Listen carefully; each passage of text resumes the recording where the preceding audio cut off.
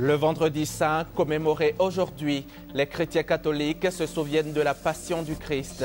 À Abidjan, comme partout en Côte d'Ivoire, l'événement a été marqué par une procession dans les rues à travers le chemin de croix. La fête de Pâques, d'accord, mais attention sur les routes pour éviter les accidents. Depuis 2 mois, la gendarmerie nationale a initié une opération de lutte contre les accidents de la circulation. Le bilan de cette opération dans ce journal. Également, dans ce journal, nous irons en Algérie. À l'issue de l'élection présidentielle, Abdelaziz Bouteflika a été réélu pour un 4e mandat avec plus de 81% des voix. Voilà pour le sommaire. Mesdames et messieurs, bonsoir et merci de nous rejoindre sur RTI 1. Nous sommes vendredi 18 avril, vendredi saint pour tous les chrétiens catholiques du monde. Une journée qui marque la commémoration de l'arrestation, le procès et la mort de Jésus sur la croix. Le vendredi saint a donc été observé partout dans le monde et bien sûr ici en Côte d'Ivoire. Grace Kando a fait le tour de plusieurs paroisses du district d'Abidjan. Son témoignage.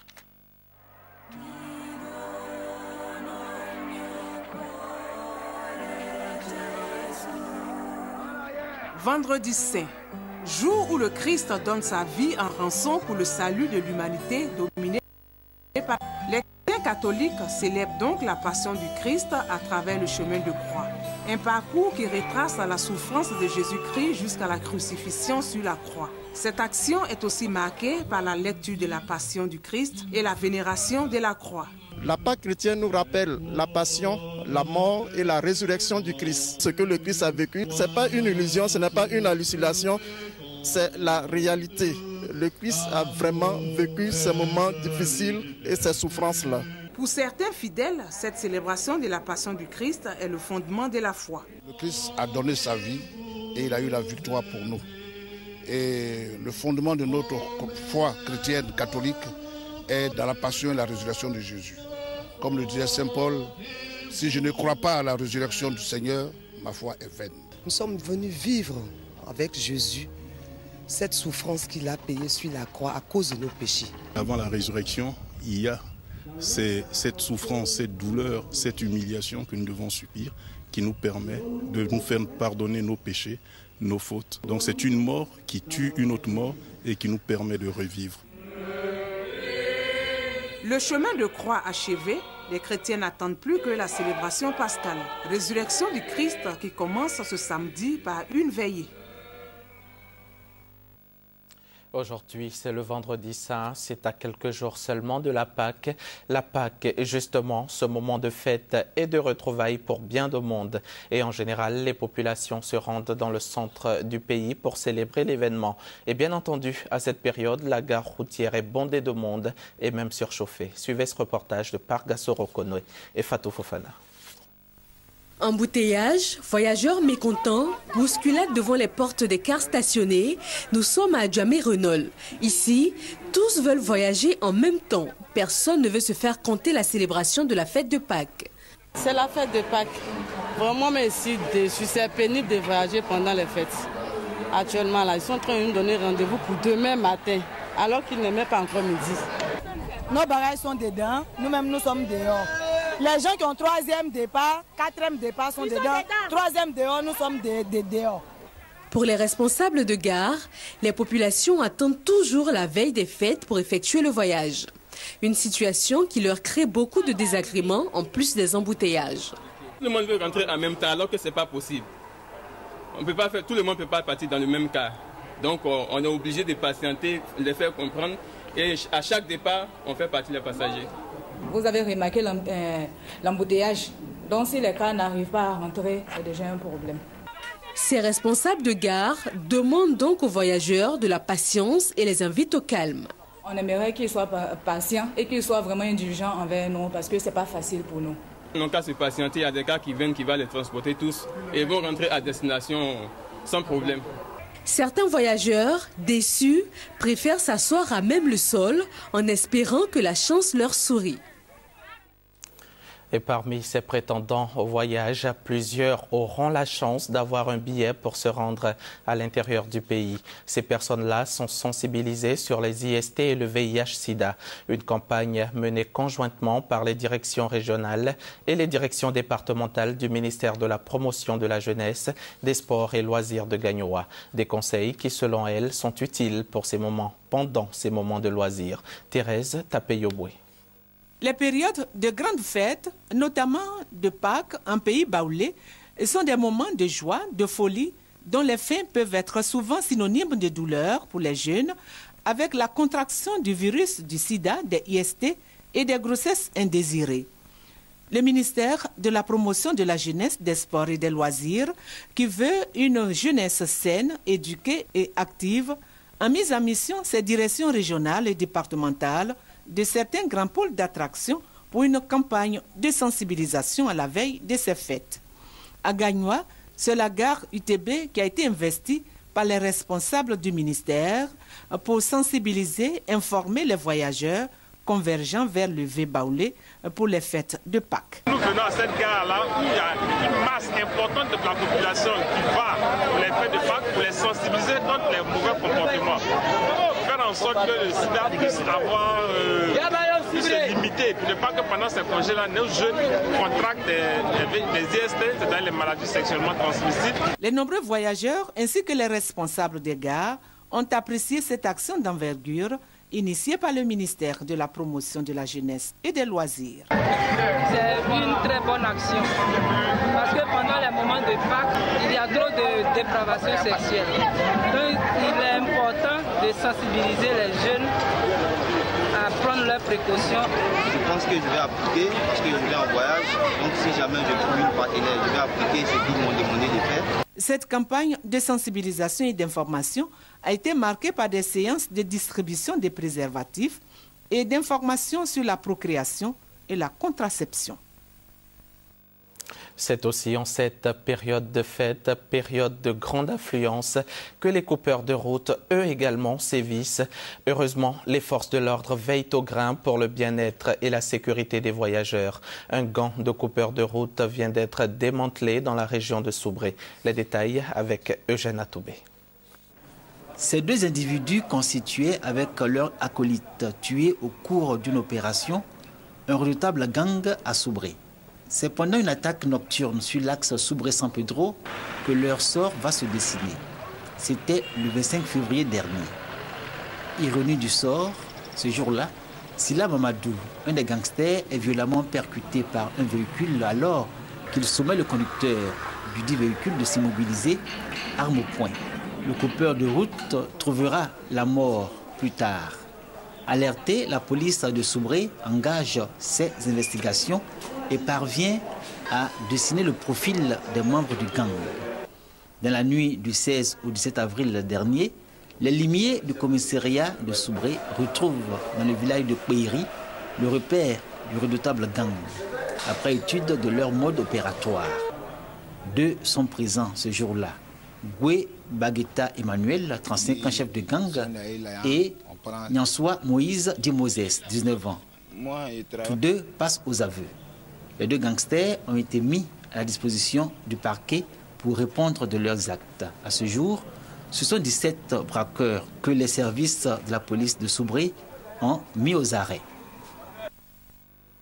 Et si les bandits sont neutralisés sur nos routes, reste aux automobilistes et aux propriétaires des cars de transport d'assurer la sécurité dans leurs propres véhicules.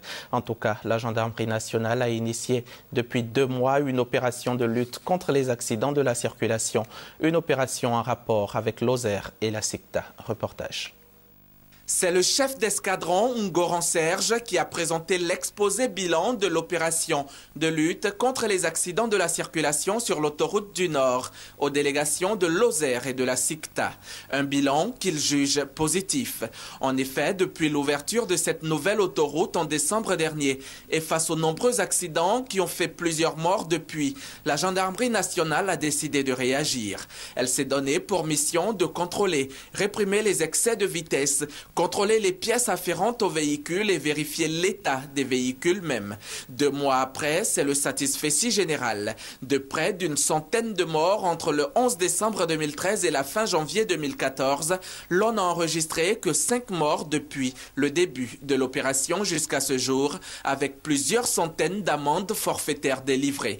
Au vu de ce bilan, toutes les parties ont convenu de la nécessité de poursuivre l'opération initiée sur instruction du chef de l'État, le président Alassane Ouattara. Une occasion pour le général Kwasi Gervais, commandant supérieur de la gendarmerie nationale, d'encourager la collaboration, l'enthousiasme et le professionnalisme de tous les agents intervenant pour la réussite de cette opération. Il a également demandé aux usagers d'observer une discipline rigoureuse au code de la route. Le ministre d'État, ministre de l'Intérieur et de la Sécurité, Ahmed Bakayoko, est depuis hier au Maroc dans le cadre d'une visite de travail et d'amitié. Un déplacement qui s'inscrit dans le cadre du renforcement de la coopération bilatérale et des liens d'amitié et de fraternité unissant Abidjan et Rabat. Selon Ahmed Bakayoko, cette visite sera une occasion pour bénéficier de l'expérience du royaume dans divers domaines. Abou Sanogo, notre reporter sur place. La rencontre entre le ministre d'État, ministre de l'Intérieur et de la Sécurité Ahmed Bakayoko et son homologue, le ministre de l'Intérieur marocain Mohamed Assad, a permis de faire l'état de la coopération entre leurs départements en charge des questions de l'administration territoriale et de la sécurité. Après avoir évalué le protocole de coopération dans le domaine des archives signé le 13 mars 2014 à Rabat et l'accord de coopération en matière de protection civile signé le 19 mars 2013 à Abidjan, les 2 ministres ont décidé d'ouvrir de nouveaux chantiers dans le domaine de la coopération décentralisée et islamique entre les 2 pays. Cette visite de travail et d'amitié s'inscrit dans le prolongement de ce renforcement des coopérations. Nous avons décidé de ne pas lâcher la dynamique de l'entretenir et je viens échanger avec mon collègue pour voir comment nous pouvons aller un peu plus loin, surtout profiter de l'expérience du Maroc dans le domaine du ministère de l'Intérieur. Ahmed Bakayoko et Mohamed Assad ont également lancé le chantier de la coopération en matière de lutte contre la criminalité. Chantier qui va permettre d'harmoniser leurs efforts afin de combattre les nouvelles menaces sécuritaires que sont le terrorisme, le narcotrafic et la piraterie maritime. Bientôt, une opération d'exhumation de corps des victimes de la crise post-électorale dans l'ouest du pays. Exhumation prévue donc avant fin juillet 2014. On l'a appris au terme d'un tête-à-tête entre la représentante spéciale du secrétaire général de l'ONU, Aïchatou Mendaoudou, et le garde des Sceaux, Nyendema Coulibaly. Les précisions de Moussa Konaté et Fatou Fofana. L'opération d'exhumation des corps des victimes de la crise post-électorale va démarrer en juillet prochain dans l'ouest du pays. C'est ce qui ressort des échanges entre le garde des Sceaux, Nyendema Coulibaly, et Aïchatou Mendaoudou, représentante spéciale de l'ONU en Côte d'Ivoire. Cette opération intervient après celle effectuée dans le district d'Abidjan en décembre 2013. Elle s'inscrit dans le cadre de la recherche de la vérité sur la crise post-électorale et va permettre à la justice de situer les responsabilités et aux familles de faire leur deuil selon l'ONU. Au cours de la rencontre, il a aussi été question de la gestion des administrations pénitentiaires de la Côte d'Ivoire. Avant la numéro 1 de l'ONU en Côte d'Ivoire, le ministre Nyendema a reçu l'ambassadeur du Maroc. Au menu des échanges, la coopération bilatérale entre les 2 pays. Son Excellence Moustapha Djebari a salué l'évolution des activités judiciaires. En ce qui concerne l'évolution de la situation en Côte d'Ivoire, elle est positive, dans la mesure où il y a beaucoup d'efforts qui ont été faits, il y a beaucoup de réalisations, et puis la Côte d'Ivoire, dans l'ensemble de sa politique, tend à atteindre l'objectif de l'émergence et de l'excellence, et c'est dans le domaine de la justice également. Une visite du garde des Sceaux, Nyendema Coulibaly, chez son homologue marocain, est annoncée pour les jours à venir. À présent, direction Bouaké, dans le centre de la Côte d'Ivoire. Très bonne nouvelle pour cette ville et ses environs en ce vendredi saint.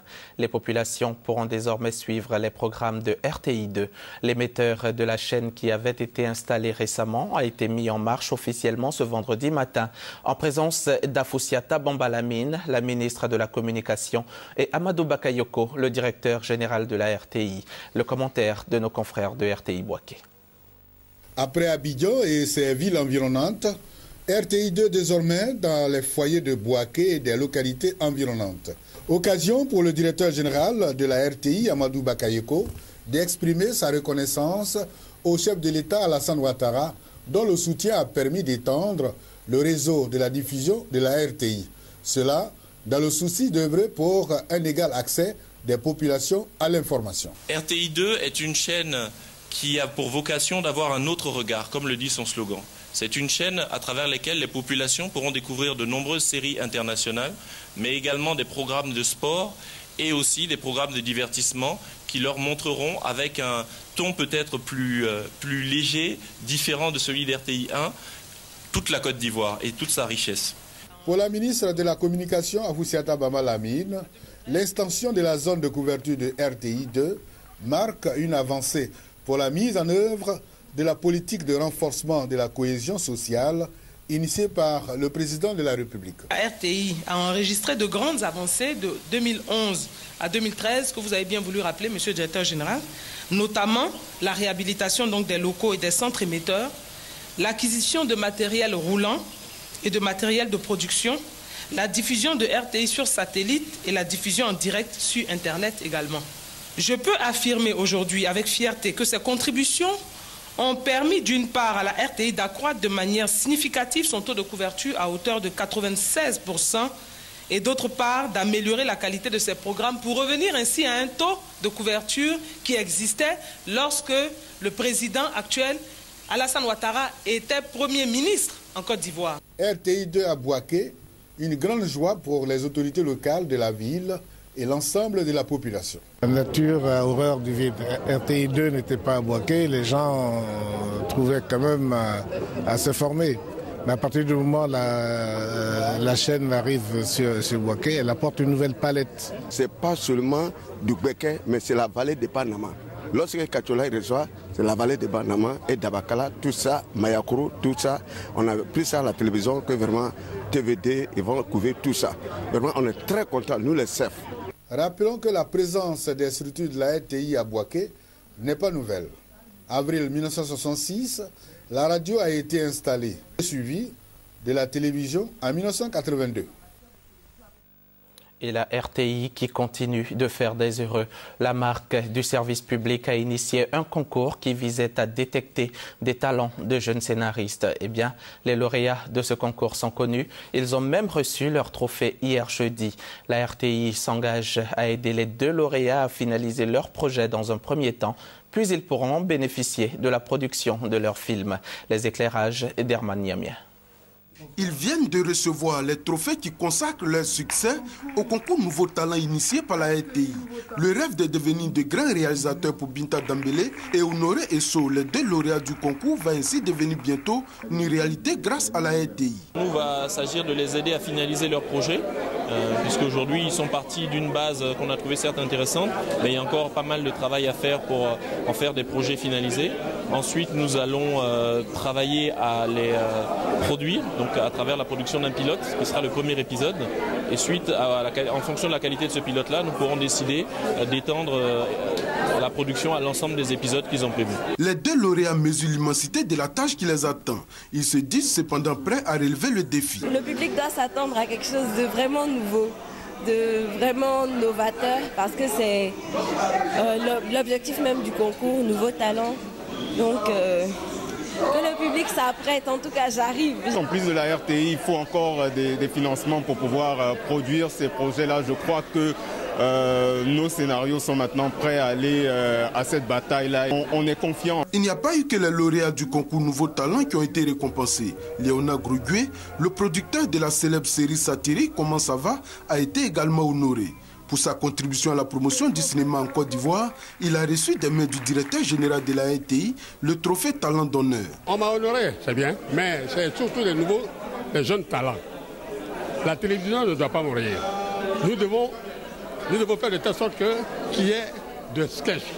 Beaucoup de sketchs. La Côte d'Ivoire, dans sa politique de développement de la culture et du cinéma, peut aussi compter sur le soutien de l'Organisation internationale de la francophonie, OIF. On voudrait absolument maintenir cet effort d'aide à la production, mais ce qu'on voudrait, c'est ajouter des actions en amont des projets, en fait, pour essayer de faire émerger des talents nouveaux. Avec le projet de promotion du cinéma Made in Côte d'Ivoire, initié par la RTI, selon les représentants des ministres de la Culture et de la Communication, la RTI s'inscrit dans la vision du gouvernement, celle de faire de l'industrie cinématographique un levier de développement. La FIRCA a ouvert ses portes le samedi dernier et 5 jours après, la foire industrielle et commerciale d'Abidjan a enregistré la visite de Jean-Louis Billon. Le ministre du Commerce, de l'Artisanat et de la Promotion des PME dit s'y être rendu pour féliciter et encourager les exposants. Rappelons qu'en plus des entreprises ivoiriennes qui prennent part à cette exposition, d'autres sont en provenance des pays de la CEDEAO. Reportage Francis Boifo. Des produits phytosanitaires, cosmétiques, de la pharmacopée africaine et de l'industrie textile traditionnelle et du matériel roulant. À côté, des banques et des maisons d'assurance. Nous sommes à la première édition de la FICA, foire industrielle et commerciale d'Abidjan. Elle offre une large gamme de biens et services dans tous les secteurs d'activité. La FICA attire de nombreux visiteurs. C'est une excellente chose de voir l'activité économique présentée sous forme de stand, et ce genre d'événement montre toujours un savoir-faire qui se trouve dans notre pays, que l'on a disponible à bon marché. La FICA, c'est 286 stands, dont une trentaine exclusivement dédiés aux entreprises des pays de la CEDEAO.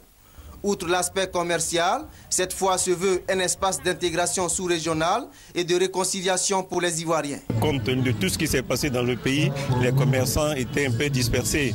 Et nous avons trouvé utile de faire cette foire pour réunir tous les commerçants, réconcilier tous les commerçants dans la paix pour qu'ensemble nous puissions aller de l'avant avec tout le monde. Les organisateurs ont décidé de faire de la FICA, qui s'achève le lundi 21 avril prochain, un rendez-vous annuel. Objectif, rapprocher les entreprises ivoiriennes des consommateurs. Le reportage de Bertin Guesson a été dit par Francis Boifo. Le sciage clandestin est une activité qui consiste à abattre des arbres en forêt et à les découper en produits divers formats. Une activité jugée illégale. Le gouvernement vient de signer un décret pour mettre fin à cette pratique dangereuse qui menace la forêt ivoirienne. Ce décret portant interdiction du sciage à façon permet au ministre des Eaux et Forêts, Mathieu Babodare, de démarrer une campagne de lutte contre ce phénomène qui gagne de plus en plus de terrain. Aujourd'hui, la campagne a été lancée hier jeudi. Le sciage à façon, appelé communément sciage clandestin, est une activité illégalement pratiquée en Côte d'Ivoire. Elle consiste à scier du bois brut en produits semi-finis au moyen de tronçonneuses et autres outils mobiles en forêt. Cette pratique ne respecte aucune norme d'exploitation, aucune réglementation. L'activité démarrée lentement autour des années 90 a au cours de ces dernières années pris de l'ampleur. Fort de cette réalité et conscient du danger que représente le phénomène pour la forêt et l'économie ivoirienne, le président de la République a signé un décret pour mettre fin au fléau. Le président de la République a signé à cet effet le décret 2013-815 du 26 novembre 2013 portant interdiction du sciage à façon. La pratique du sciage à façon est donc déclarée activité interdite, répréhensible et sanctionnée. L'action du gouvernement est saluée par les autorités de la région et les industriels. Ils souhaitent tous que les forces vives de la nation soient impliquées dans cette lutte. Pour l'État ivoirien, tous ceux désormais qui s'adonneront à la pratique devraient être châtiés. Je demande donc aux administrateurs de l'État, que sont les préfets, d'engager les membres de ces différents comités à plus de vigilance afin de traquer tous les délicats qui s'adonnent encore à la pratique du sciage à façon. Ayez recours à la force publique si possible Deux faits importants à indiquer lors de cette journée, la visite du ministre sur les différents sites de bois et la remise de kits, matériels et véhicules 4x4 aux directeurs généraux des eaux et forêts. Ils devraient servir d'appui pour combattre l'illégalité sur le terrain. Reportage signé Sidonie Davila et Alexis Ouedraogo. À l'étranger, à l'issue de la présidentielle en Algérie, Abdelaziz Bouteflika, très affaibli par la maladie, a été réélu pour un 4e mandat avec 81,53% des voix. Son principal rival, Ali Benflis, a recueilli 12,18% des suffrages. Le taux de participation à ce scrutin a été de 51,7%. Un mot de football avant de terminer ce journal. Le tour de recadrage de la Coupe de la Confédération qui se joue entre les recalés de la Ligue des Champions et les qualifiés de la C2 voit la participation de 2 clubs ivoiriens. Ce sont le COE Sport de San Pedro et la SEC Mimosa. Ange Asokro nous donne plus de détails. Le COE Sport de San Pedro a l'occasion de se racheter après son élimination aux portes de la phase de poule de la Ligue des Champions. L'occasion lui est offerte en 8e de finale bis de la Coupe de la Confédération où il a été reversé.